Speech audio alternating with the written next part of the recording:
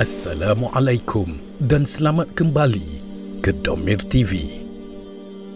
Ketika masa kecil menjelang waktu tidur, seorang anak diceritakan tentang serigala, musang dan ayam. Isinya berkisah tentang kelicikan serigala dan musang yang menipu dan ayam yang hendak dimakannya.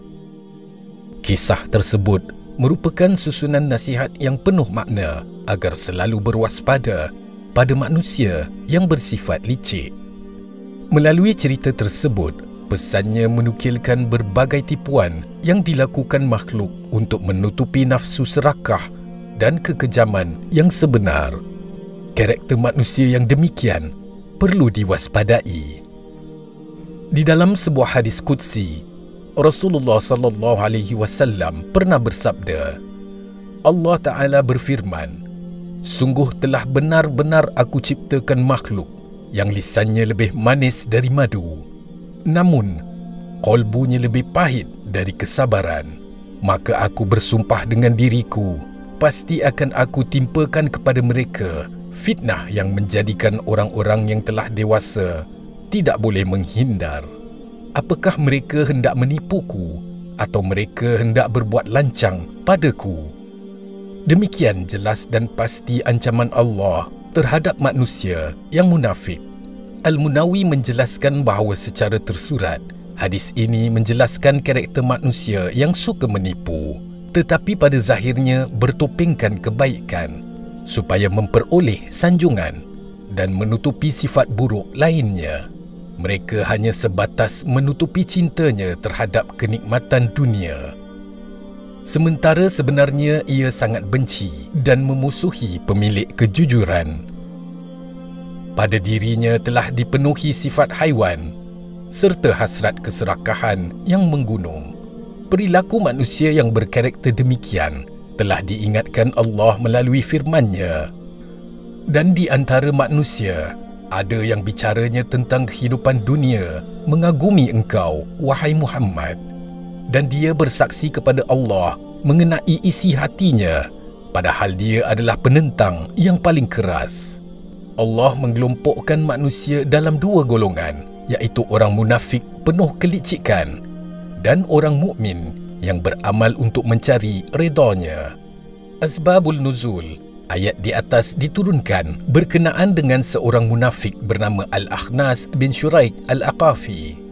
Setiap kali ia bertemu Rasulullah, ia selalu memuji Nabi dan mengucapkan kata-kata sanjungan yang mengagumkan. Bahkan ia bersaksi kepada Allah mengenai isi hatinya. Pasca wafatnya Rasulullah, ada pula salah seorang sahabat yang menutupi watak aslinya.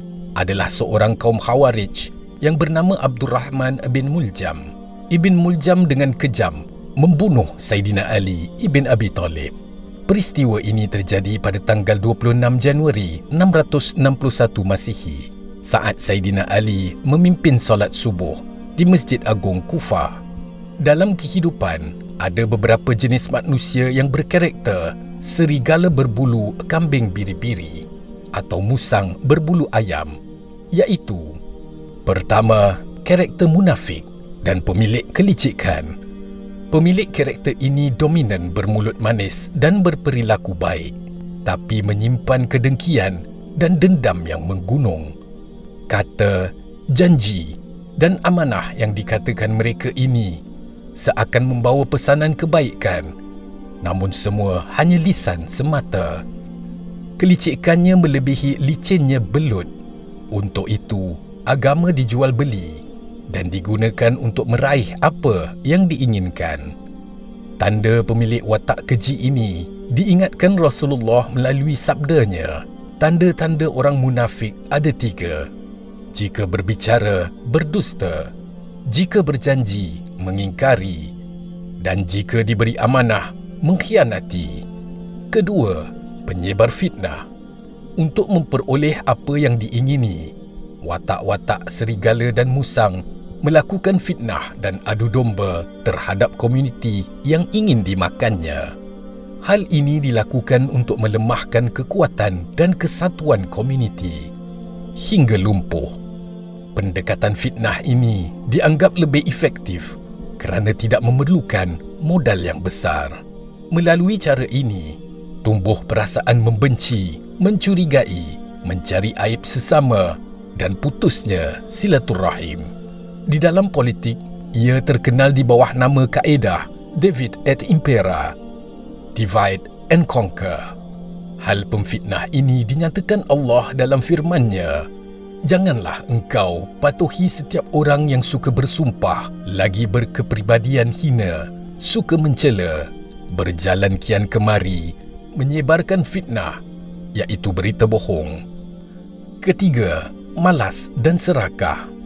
Sifat ini mendorong serigala dan musang menjalankan berbagai rancangan agar dapat memakan binatang ternakan. Ia malas berusaha tetapi mahu hidup selesa. Ketika melihat kejayaan orang lain, muncul sifat dengki dalam dirinya. Untuk itu, Rasulullah mengingatkan melalui sabdanya, "Jangan kamu saling dengki dan iri hati, dan jangan pula mengungkit keburukan orang lain. Janganlah saling bermusuhan serta jangan saling menawar lebih tinggi atas penawaran yang lain. Jadilah hamba Allah yang bersaudara. Seorang Muslim itu adalah saudara bagi Muslim yang lain. Maka tidak boleh menzalimi, mendustai dan menghina akan satu sama lain.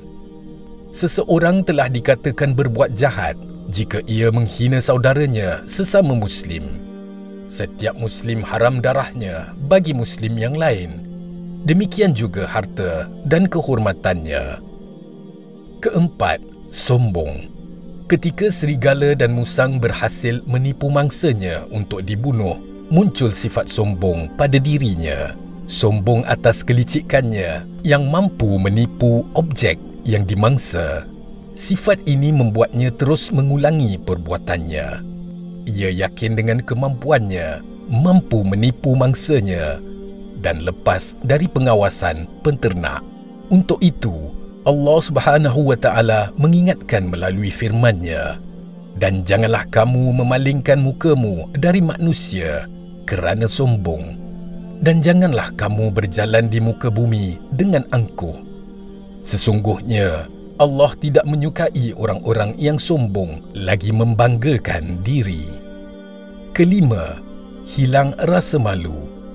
Malu adalah sifat atau perasaan yang menyelamatkan seseorang dari perbuatan tercela seperti haiwan.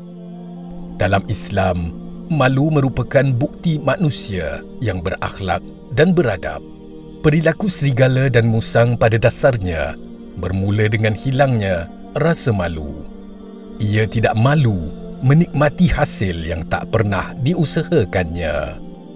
Sifat tercela ini diingatkan Rasulullah melalui sabdanya, "Sesungguhnya, salah satu perkara yang telah diketahui oleh manusia dari kalimat kenabian terdahulu adalah, jika engkau tidak malu, berbuatlah sesukamu."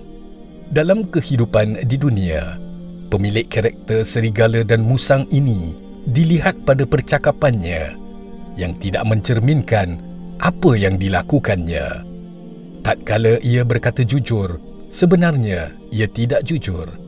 Berkata tidak berharap, sebenarnya sangat berharap. Berkata anti korupsi, sebenarnya dalam korupsi. Berkata paling adil, sebenarnya ia pelaku kezaliman. Berkata paling taat hukum, sebenarnya ia pelanggar hukum. Berkata sosok yang menjunjung tinggi kebaikan, sebenarnya ia pelaku kejahatan. Berkata membawa nama agama dan Allah, sebenarnya ia melecehkan agama dan mempermainkan Allah. Kebaikan bukan alasan untuk sombong, kerana penilaian kebaikan atau kehebatan bukan milik diri, tetapi penilaian orang lain terhadap diri. Bila yang menilai dan mengatakan diri sendiri, maka hadir kesombongan dan menunjukkan perilaku sebaliknya yang ditutupi. Pada waktunya, semua akan terbuka kerana demikian janji Allah dan Rasul-Nya. Pada hari ini kami tutup mulut mereka dan berkatalah kepada kami tangan mereka, dan memberi kesaksianlah kaki mereka terhadap apa yang dahulu mereka usahakan.